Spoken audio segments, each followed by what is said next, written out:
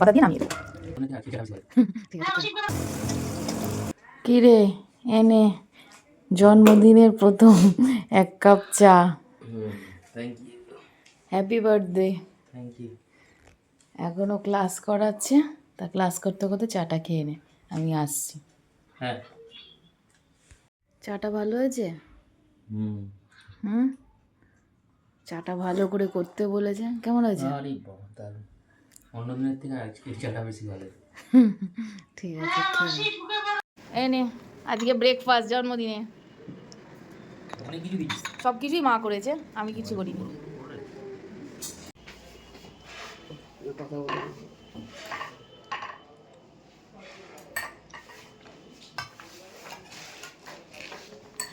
ভালো হয়েছে, গরম গরম তো ভালো লাগে। খুব সুন্দর হয়েছে।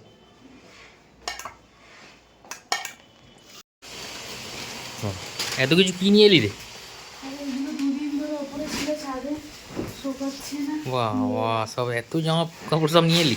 হ্যাঁ, সে জামা হয়েছে সব কিছু ধোয়া হয়েছে। বাথরুম নোংরা থাকে না, ধুলে একদম পারা যায় না। পরে করছি। ঠিক আছে ঠিক আছে।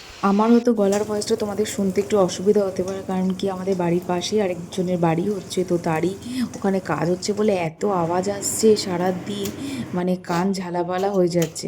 তো চলো এখন তো রান্নাঘরে চলে এসেছি, আর পেঁয়াজটাও কাটতে শুরু করে দিয়েছি, কারণ আজকে একটু মালাই চিকেন করার ইচ্ছা আছে।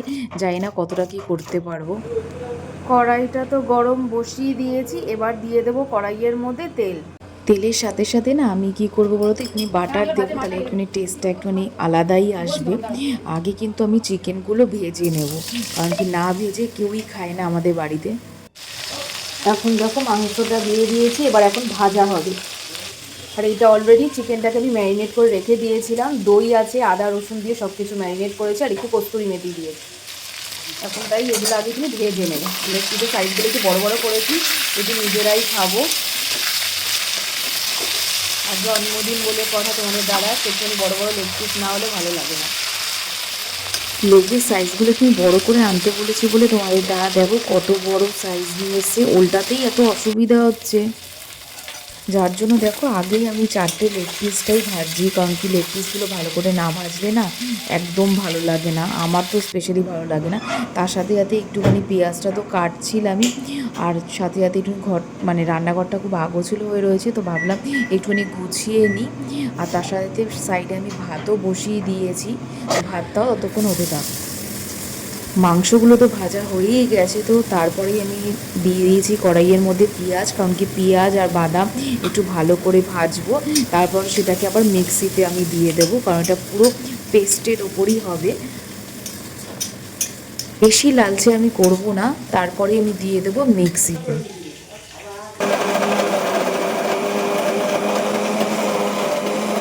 এবার কড়াইয়ের মধ্যে কি করব বলো তো, একটু গোটা রসুন দিয়ে দিয়েছি, আর হচ্ছে গোটা গরম পেস্টগুলো দিয়ে দিচ্ছি, যেগুলো কাজু বাদাম দিয়েছি, পেঁয়াজ দিয়েছি, তার পেস্ট সব দিয়ে দিচ্ছি। তারপর দিয়ে দেবো আদা রসুনের পেস্ট। এখন দিয়ে দেবো জিরের গুঁড়ো, আর তোমরা চাইলে ধনের গুঁড়োও দিতে পারো। এবার দিয়ে দেবো ফ্রেশ ক্রিমটা, এরকম হবে গ্রেভিটা। আর কি বলো তো, এবার এটা তেলটা ছাড়লে তাহলে আমি মাংসগুলো একটু দিয়ে দেবো। ভাতটাও তো বসিয়ে দিয়েছিলাম, তো ভাতটাও হয়ে গেছে, এবার মাঠটা গেলে নেব।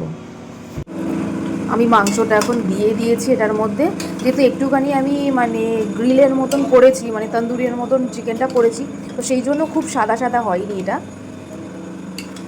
কারণ একটু ভালো করে না ভাজলে না আমাদের বাড়ির সবাই খেতে চায় না মাংস, তো সেই জন্য একটু বেশি করে ভাজা, তাই কালারটা একটু এসছে। তোমরা যদি একটু কম ভাজো তাহলে তোমাদের কালারটা আরও সাদা সাদা হবে। আর এখানে যে আওয়াজ হচ্ছে, কারণ কি এখানে হচ্ছে পাশের বাড়ি হচ্ছে, সেই জন্য। একটু কস্তুরি মেথি দিয়ে দেবো, আর ওপর দিয়ে ধনে পাতা দিয়ে নামিয়ে দেবো। আর দেখো ওপর দিয়ে দিয়েছি একটু চিজ, এই দেখেছো চিজের এগুলো উঠছে, বেশি দিইনি। কি বাবা, এখনো স্নান করিস নি নাকি? হয়ে গেছে, আজকে দেরি করে এলাম না, আমাদের সব কিছু যার জন্য দেরি হয়ে গেছে। আরে ঠিক আছে। খাবারটা জোগাড় করছি, অনেক জোর করে একটু ছোট্ট আয়োজন করেছি, যাতে তোমাদের দাদা রাগারাগি না করতে পারে। চলে আয় বস। এত কিছু করেছিস? সবই মা করেছে, শুধু চিকেনটা আমি, ব্যাস। প্রচুর সাইকেল খেলেছিস। লঙ্কা খা। আর এটা পাশে বাবা বসেছে, বাবাকে মাছ ভাত সব দেবো। রে কি করছিস? ল্যাপটপ নিয়ে জন্মদিনের দিনকে একটু আনন্দ কর। কি নিয়ে বসেছিস? আরে কলকাতা পুলিশের রেজিস্ট্রেশনটা করছি, আগে ফোন দিয়ে করতাম, এখন তোর ওই ল্যাপটপটা দিয়ে দেয়, তোর ওই সব লিখছি এগুলো সব তাই আছি, ফিল আপটা করছি। মানে এটা কিসের? Kolkata police marathon. আবার?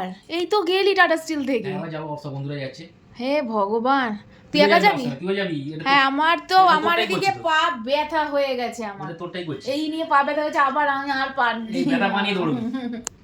সকালবেলায় জামা কাপড়গুলো ছাদ থেকে নিয়ে আসা হয়ে গেছিলো, কিন্তু ভাঁজ করা হয়নি। তো এখনই খাওয়া দাওয়ার পর ভাঁজ করছি।